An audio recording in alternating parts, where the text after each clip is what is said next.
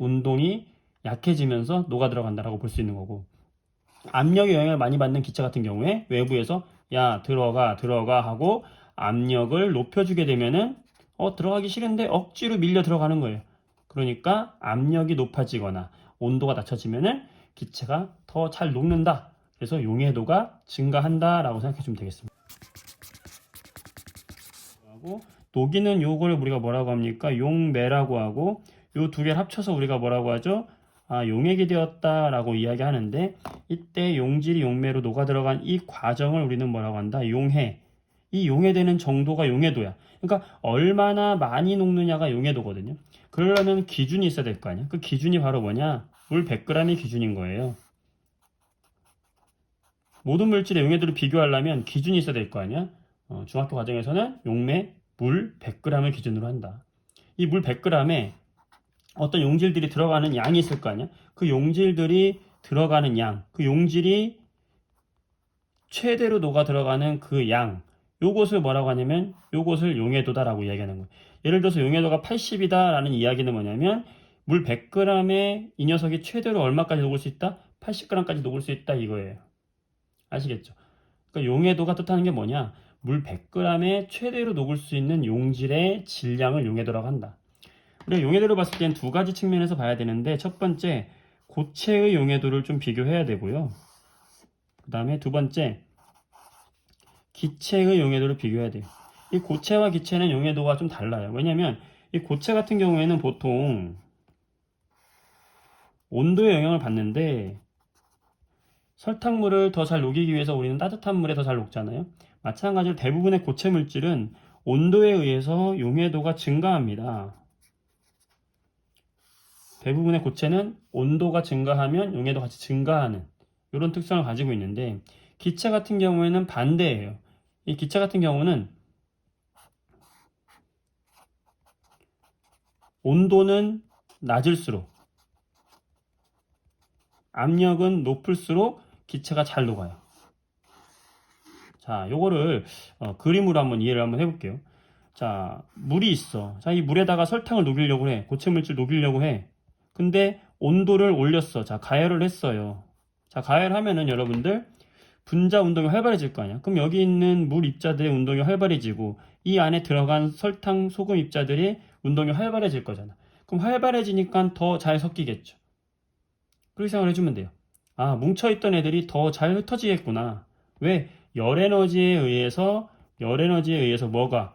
운동성이 활발해지니까 더 잘 녹겠구나. 그래서 용해도가 증가하겠구나. 고체 물질들은 그래서 온도가 올라가면 용해도가 증가하는 거예요. 근데 기체 물질들은 한번 생각해 보세요. 기체 물질들은 이미 운동을 엄청 활발하게 하고 있는 애들이야. 난 들어가기 싫어. 저 물속에 들어가라고? 싫어, 싫어. 안 들어갈래. 난 밖이 더 좋은데? 이러는데, 야, 들어가. 온도를 높이면 어떻게 될까? 더 안 들어가려고 발버둥 치겠죠. 근데 온도를 낮춰주게 되면, 자, 이때 온도를 낮춰주게 되면 기체 분자들이 운동이 활발해지면서 야, 힘이 없다, 힘이 없어. 나 들어가기 싫은데 힘 없어. 툭툭툭툭 빠져 들어가는 거예요. 따라서 기체들은 오히려 온도를 낮춰줄 때 운동이 약해지면서 녹아 들어간다라고 볼 수 있는 거고, 압력의 영향을 많이 받는 기체 같은 경우에 외부에서 야 들어가 하고 압력을 높여주게 되면은 들어가기 싫은데 억지로 밀려 들어가는 거예요. 그러니까 압력이 높아지거나 온도가 낮춰지면은 기체가 더 잘 녹는다. 그래서 용해도가 증가한다라고 생각해 주면 되겠습니다. 둘 차이점 알겠죠? 그래서 우리가 기체 용해도는 비교할 때 여러분들 탄산음료를 생각해 주면 되는데, 사이다 같은 탄산음료를 보면은 여기 위쪽이 많이 공간이 비어 있고 아래쪽이 울퉁불퉁한 걸 볼 수가 있어요. 왜 그러냐면 탄산음료라는 것은 이 안에 기체들을, 탄산, 이산화탄소 기체를 많이 녹인 게 탄산음료잖아요. 그럼 많이 녹이게 하기 위해서 어떤 조건을 해주면 되겠어? 온도를 낮춰주고 압력은 높여줬다고. 그래서 이 안에 압력이 높단 말이야. 그 압력을 견디게 하기 위해서 여기가 꼬불꼬불하게 울퉁불퉁하게 만들어 놓은 거고 뚜껑을 꽉 막아둔 거예요. 그 다음에 여기 빈 공간을 둔 것도 압력에 더 잘 견뎌라 하는 의미에서 그런 거예요. 그 다음에 온도를 낮춰서 냉장 보관을 하는 거죠. 그래서 탄산음료를 탁 깠을 때 피식 하는 소리가 나는 것은 압력이 높은데 압력이 낮아지면서 기체가 빠져나오는 과정입니다. 자, 여기서 여러분들이 한 가지 이제 유의해야 될 게 뭐냐면 기체 용해도에서 나오는 비교하는 실험 같은 게 이제 이거죠. 자, 온도가 달라요. 여기 온도는 뭐 0도씨, 여기 온도는 뭐 50도씨인데 시험관이 이렇게 있어. 시험관이 뭐 A, B, C, D 시험관이 있는데 요 A, B 중에 B는 뚜껑을 닫았고 C, D 중에 D는 뚜껑을 닫았어요. 자, 여기다 탄산음료를 넣었어요. 탄산을 이렇게 넣었어. 넣었을 때 여기서 기포가 가장 많이 발생하는 게 누구냐? 이런 거 찾아라 그러거든요. 자, 이런 거 문제 나오면 잘 생각해 보세요. 이제 기포수로 따지면 여러분 좀 어려운데, 자, 기포가 가장 많은 게 누구냐? 기포가 가장 적은 게 누구냐? 자, 요거 찾으라고 하면 이제 어려운데, 용해도가 가장 큰 게 누구냐라고 하면 여러분들이 쉽게 찾을 수 있다고. 용해도가 가장 큰 게 누구냐 찾아라. 그럼 이건 찾는다고 여러분들이. 왜? 용해도가 커지려면 온도가 가장 낮아야 돼. 낮아야 돼. 압력이 낮아야 돼. 뚜껑을 막은 건 압력이 커진 거고, 뚜껑을 안 막은 건 압력이 작은 거예요.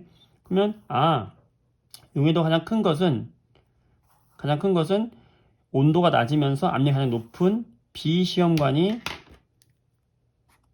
용해도가 가장 크구나라는 건 알 수 있다고. 가장 작은 건 누구예요? 용해도가 그럼 가장 작은 건 누굽니까? 온도가 높으면서 압력이 작은 C라는 걸 쉽게 찾을 수 있어요. 요거는 여러분들이 별표 하나짜리, 두 개짜리 난이도가 되는 쉬운 문제예요. 그런데 기포가 가장 많은 건 누구냐? 라고 얘기하면 여러분들이 용해도가 큰 게 기포가 많은가? 작은 게 기포가 많은가? 헷갈리거든.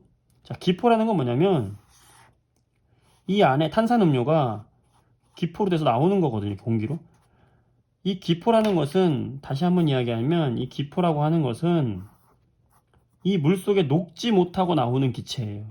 녹지 못한 기체가 기포로 나온다라고 생각하면 돼. 지금 무슨 말이냐? 기포수가 많아진다는 얘기는 이 말은 잘 못 녹아 있다.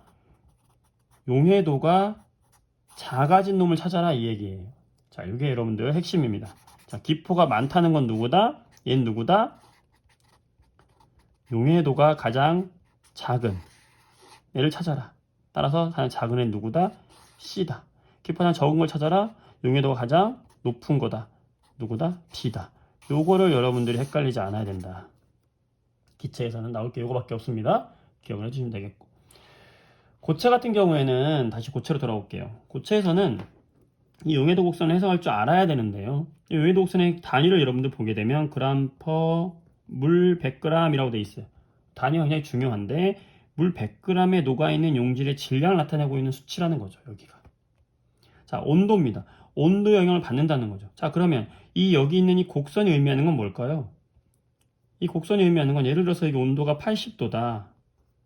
그럼 80도씨에서 최대로 녹을 수 있는 용질의 질량. 자, 여기가 만약에 뭐 90이다. 그러면 80도씨에서 최대로 90g 녹을 수 있는 점이거든요. 자, 이걸 뭐라고 한다고 그랬어, 우리가?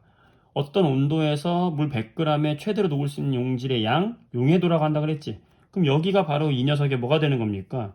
용해도가 되는 거죠. 근데 용해도는 온도의 영향을 받는다고. 자, 온도가 떨어져요. 자, 만약에 20도까지 떨어졌어? 그럼 20도에서 이 녀석의 용해도가 만약에 뭐 30이었어? 그럼 얘는 여기가 용해도가 될 거 아니야.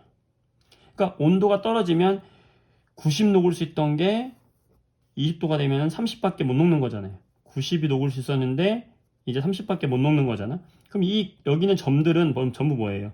그 온도에서 최대로 녹을 수 있는 점들을 모아놓은 거잖아. 이 점들이 뭔데? 각각의 그 온도에서의 용해도인데 그 용해도를 모아놓은 곡선이잖아. 그래서 이 곡선의 이름이 뭐다? 용해도 곡선이라고 이야기하는 거예요. 자, 그러면 이 용해도 곡선 위에 있는 점들은 그 온도에서 최대로 녹을 수 있는 양이 들어있는 거잖아. 90 녹을 수 있는데 현재 90이 녹아있다는 말과 같아요. 그러니까 더 녹을 수 없는 상태. 이 용해도 곡선 위에 있는 모든 점들은 그러니까 전부 어떤 상태다? 꽉 차게 녹아있다. 최대로 녹아있다. 포화 상태다 라고 말하는 거예요. 만약에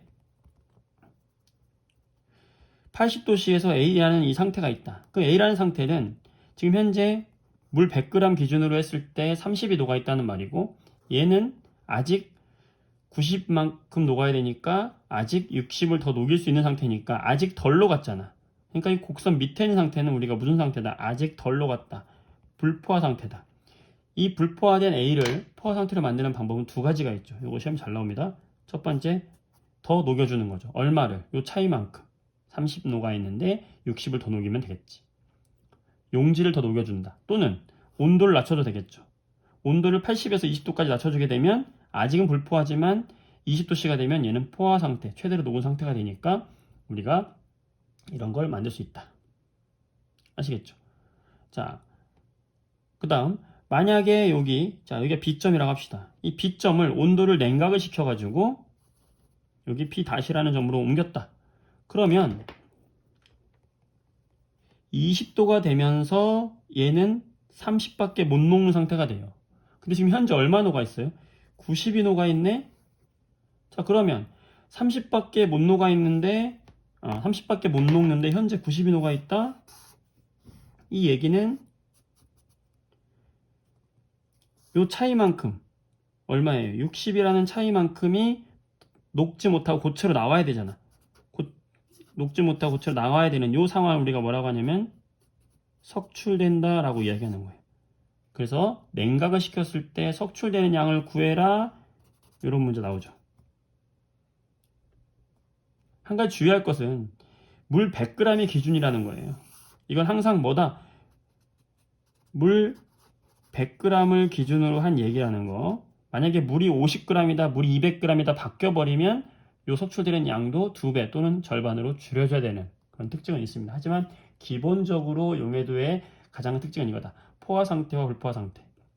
온도를 낮췄을 때 석출되는 양은 이런 식으로 구한다는 거. 용해도, 고체 용해도와 기체 용해도. 일단 간단하게 기초적으로 정리해봤습니다. 수고했어요.